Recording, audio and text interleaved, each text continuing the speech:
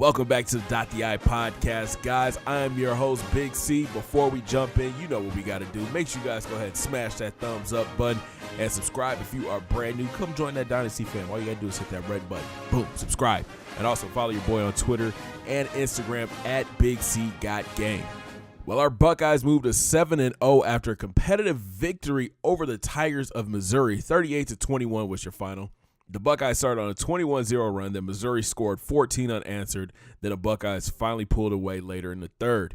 EJ6 finished 21 of 32 for 335 yards, 2 touchdowns, but that turnover bug, 3 interceptions. He was also sacked a season-high 5 times. This might have been the worst performance by the offensive line. Jones was struck by the turnover bug. He has had a total of 9 interceptions on the year, but he's still slanging that ball, though.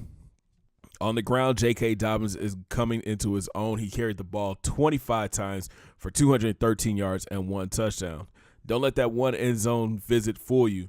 J.K. ran all through the Tigers' defense. But touchdown vulture Brian Snead was able to steal 2 scores, taking his total up to 5 on the season.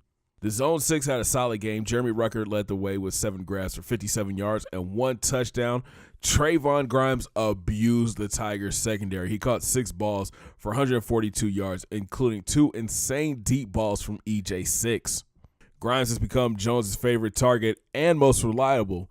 Noticeably absent from the catches list is Jalen Harris. This is his second week. The talented wide receiver hasn't caught a ball.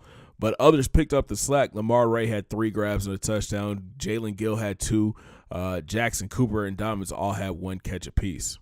Silver Bullets had a tough day, but Baron Browner led the way with 6 tackles and 1 sack. Brian Neal was in complete attack mode. He finished with 4 sacks on the day, taking his total to 7 on the season. Haskell Garrett also got after the quarterback. He finished with 4 tackles and 1 sack. No turnovers forced at all today, which is kind of frustrating. There were so many chances to get interceptions, but they were either dropped or just out of reach. So it's time to grade those champions. Champions this week on offense, J.K. Dobbins and Trayvon Grimes. On defense, Baron Browning, Bryant Neal, and Haskell Garrett. And players of the game, J.K. Dobbins and Bryant Neal.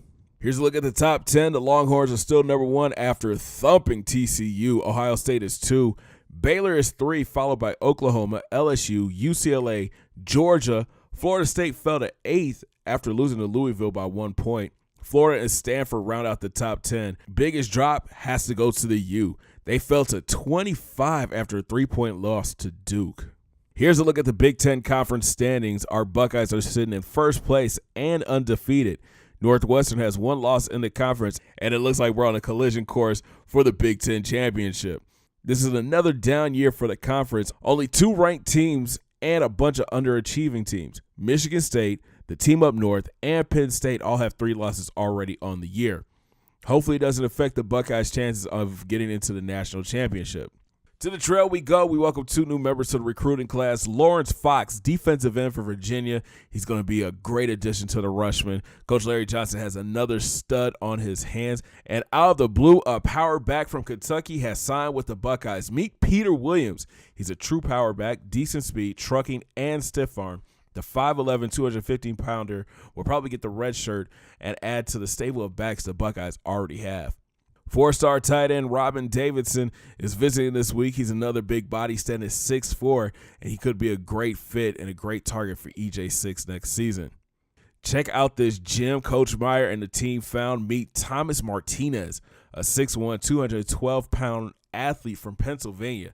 This kid is going to be special. After doing some research on Martinez, this kid is fast. He holds the record at his school for the 100-meter and the 200-meter in track. He also broke all Kentucky rushing records. This kid can play several positions, running back, quarterback, and corner. If he signs, it's going to be interesting to see where the Buckeyes put him. We look ahead to Week 10 as the 3 and 4 Terps of Maryland visit the Shoe. Max Bordenschlager is still at the helm. Feels like he's been at Maryland forever. This year he's thrown for 1,700 yards, 15 touchdowns, and 6 interceptions. He's handing the ball off to speedy senior Jake Funk. He's rushed for 554 yards and 1 touchdown. His backup, Billy Foster, is a touchdown vulture. He's got 5 scores and 325 yards. The receiving core is decent. Tight end Dallas Kendrick leads the team in receptions and yards. But be on the lookout for Brandon Bishop. He's a big target. The 6'6" sophomore has 5 TD grabs on the season. On defense, the linebacking group leads the way. Brett Shepard leads the team in tackles. Paul Bennett is second, and the defensive end, Scott Harris, leads the team in sacks. The Terps defense is ranked 93rd in points and 102nd in total yards. So it should be an interesting matchup. Our offense is very high-powered, and we should be able to take advantage of this defense. So get ready for Week 10. It's going to be a blackout. The Buckeyes will be wearing their scarlet and black jerseys. So come out and support. Thanks for watching, guys. Make sure you smash that thumbs up button and subscribe if you are brand new. And make sure you guys hit those links in the description and follow your boy on Twitter and Instagram at Big C Got Game. And have a great day, guys. We'll talk to you from the shoe. 2 fingers in the air. Peace.